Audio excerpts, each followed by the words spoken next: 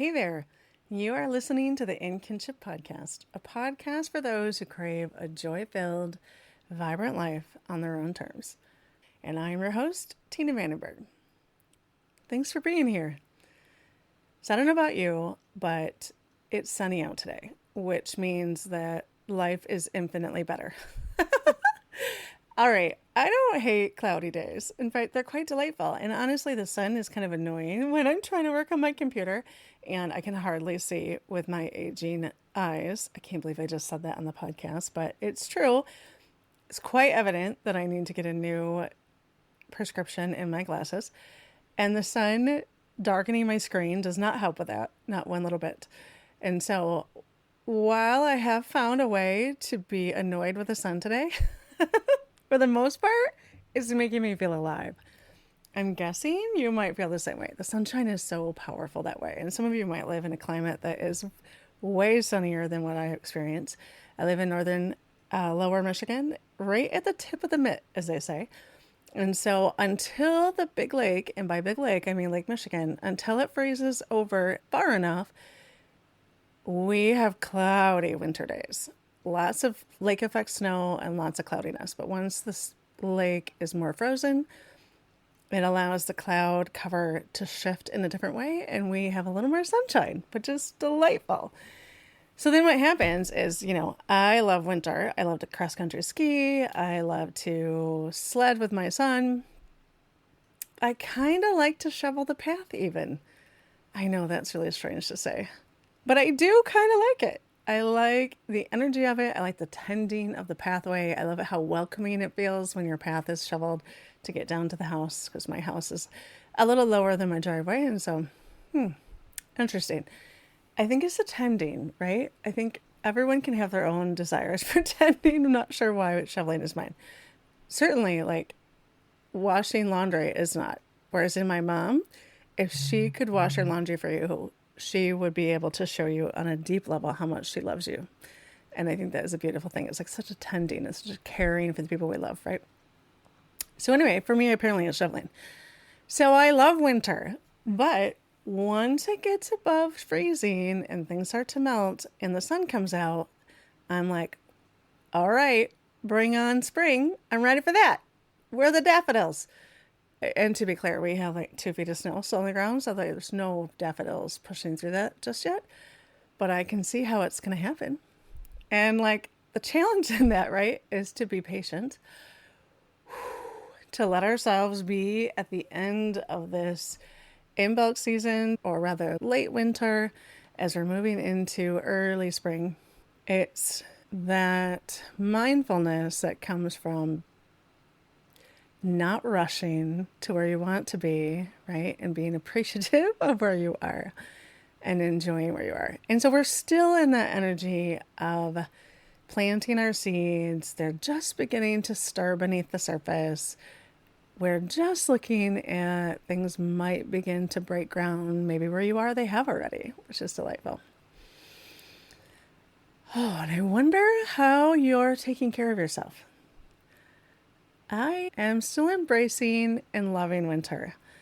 We did a winter camp this past weekend where we camp in the woods for 2 nights and do cross-country skiing and cook on the fire. And it's really a delightful time and challenging, right? Like I think that's probably part of the appeal, is that the whole endeavor allows you to just sort of see what you're made of, I suppose, because it's a bit uncomfortable. The nights can be cold. It was not this past weekend because it was above freezing, which made the skiing sort of terrible. But the whole endeavor is something I'm really glad that we do. What are you doing? What are you working on? Are you making anything? I haven't been sewing or making nearly as much as I would like to. I have been creating things in my business, and so I suppose that's where my creative energy is going to. And also we've been working on some furniture, building some bookshelves and desks, a desk rather, things like that for the addition of my house. And so I suppose the grace in there is that you cannot create all the things at all times, that you have to allow things to take their turn, I suppose.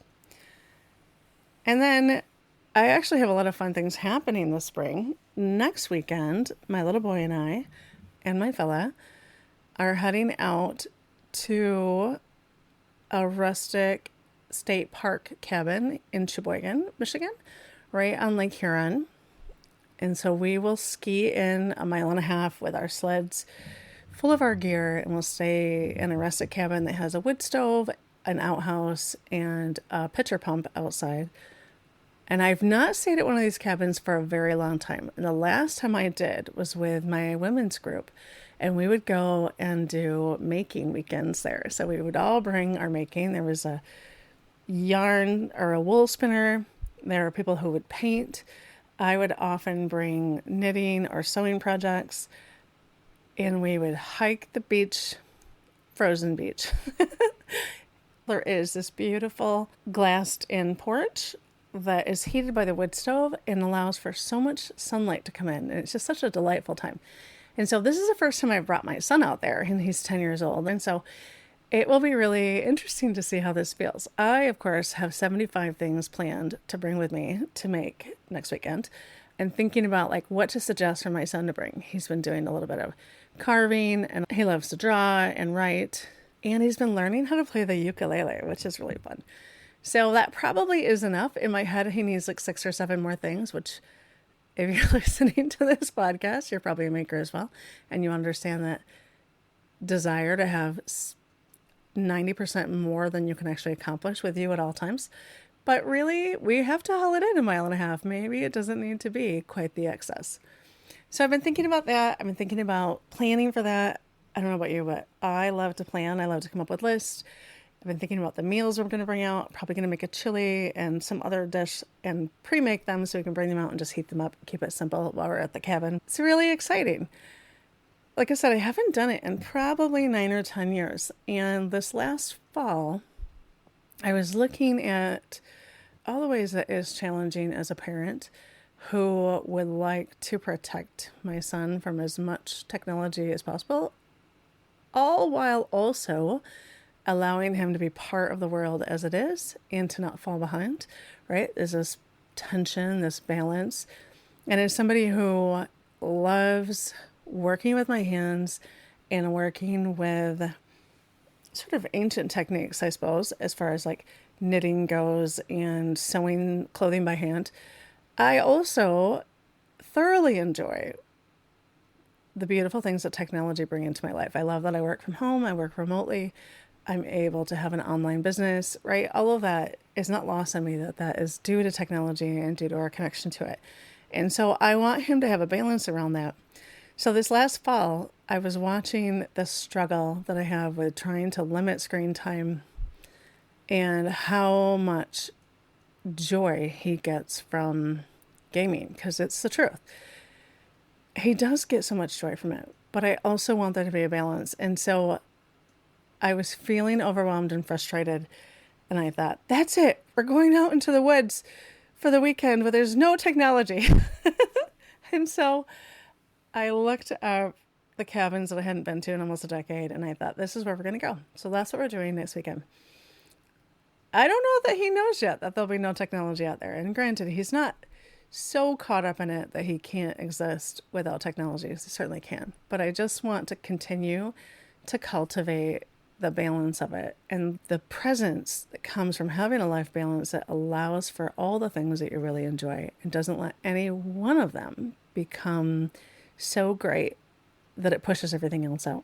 Because the truth of the matter is there is only so much time in our day, and we have to choose what we're going to spend our time on and what we're going to shut the door on, because we cannot have all the things at one time. You can have all the things, just not at one time. And I am at a place in my life where there are a million textile arts that I would love to dabble in. But at the same time, I know the things I want to go really deep in. And so some of those beautiful textile arts that I'd love to dabble in, I just have to let go. I bet you can understand that. Whew. The other thing I've been doing is I'm working on a presentation that I'm doing in March to a wellness retreat on embodied joy and bringing the sacred into your everyday life. So I've spent a lot of time in the last couple of weeks working on a workbook that has its basis in my Vibrant Life workbook that you can get through the podcast. If you go to the podcast website at kinshiphandwork.com and click on podcasts, you'll see the workbook there. That is an earlier iteration, and I've spent a lot of time fleshing that out into something just more, I suppose. And that's been a really exciting and beautiful project. And it reminds me of the fact that creating a sacredness to our lives is as simple as giving our attention to what we're doing, right? I know you've all heard the idea of when you're doing the dishes, do the dishes rather than maybe worrying about the next day or thinking about what happened a week and a half ago or what happened 40 years ago or whatever that might be. Noticing your attention and giving it grace and letting it be in the moment.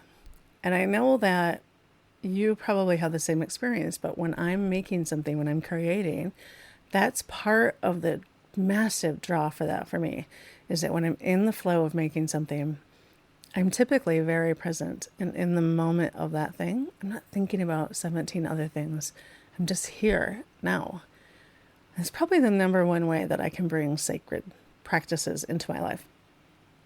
But some of the other ones are, and I know you've heard me talk about my morning routine, which is so vital for my existence. The ironic thing is that I've been noticing is that sometimes, like, I love my morning routine so much and I work from home that sometimes I could let it go for hours. I mean, I don't because I have to work, but I could, right? So now we're talking about that life balance aspect where I have to really determine what actually feels the best, what feels like expansive and beautiful and a beautiful start to the day, and also like not too much, right? Because the last couple of weeks I've noticed that I've gone over and then I don't feel great when I'm getting ready to do my work because now I've got to work late to make up for the fact that I went over in the morning beyond what I wanted to. And it's probably more to do with my own expectations around the container that I set for myself, right? I have this idea that work is going to start at a certain time. And if I don't start my work at that certain time, I feel like I've let myself down. So there's definitely some room in there for me to fine tune this, but that's the way of life. There's always fine tuning to be had. So, I love starting out with a morning routine. Ritual is probably a better word. And I almost always will light a candle and pull an oracle card or do a meditation. And then I've been working through Julia Cameron's book, The Artist's Way. It's been around for a very long time. The morning pages have been transformative. And as somebody who owned the Artist's Way book for over a decade and didn't do it, I knew the concept of morning pages and I thought, yeah, that sounds great. But really, like, I already journal a bit, I already do this and that. Like, how is that any different than what I'm already doing? But I finally sat down and decided to commit to working my way through the entire workbook last December, I suppose.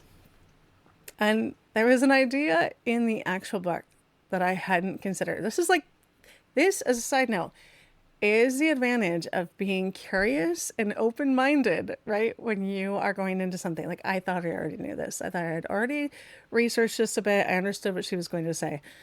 But when I read it, the concept of letting the morning pages be completely disposable was so freeing to me, right? I'm not writing anything that I think my kid or my grandchildren might find someday and be able to tie into who I am. I'm not writing something for posterity. I'm not writing something for it to become a book or to become an idea. I'm simply writing whatever is in my head. It's like this therapeutic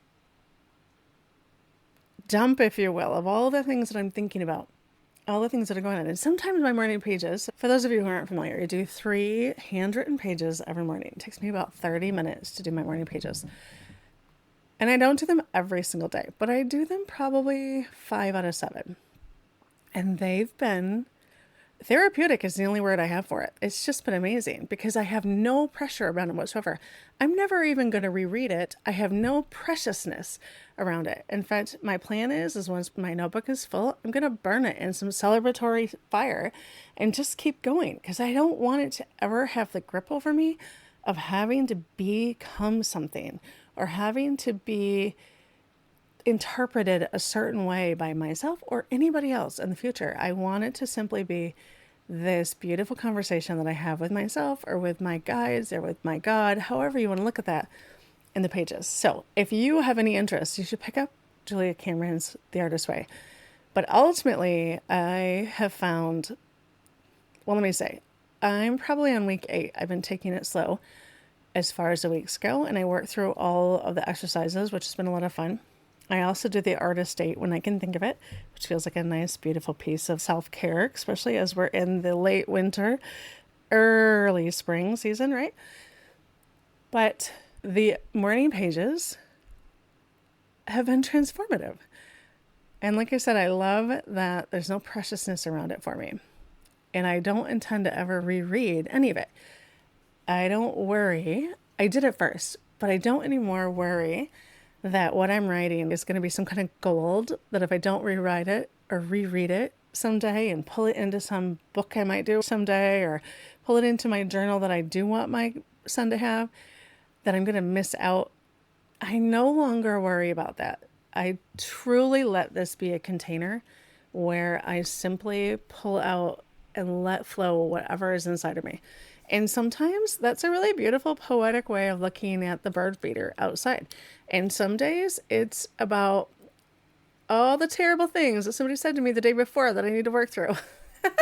Only to realize that maybe I misunderstood or maybe I overreacted, right? So it's all of those, and it has no preciousness. It has no control that way, and I can just let it go, which is really a beautiful thing. And I think as makers and as creators, the ability to let something be truly a draft, or not even a draft, but just let it be its own entity, knowing that you're not losing anything and having let it be complete in its incompleteness. Because when you're ready to create something that you are proud of or that you want to share with the universe or that you want to wear on your body or that you want to gift to somebody, all of that work is going to create such a beautiful foundation.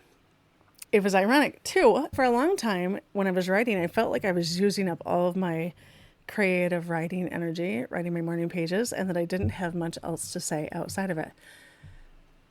And I just continued with faith. And it came to be, as you might suspect, that was just a short-lived feeling.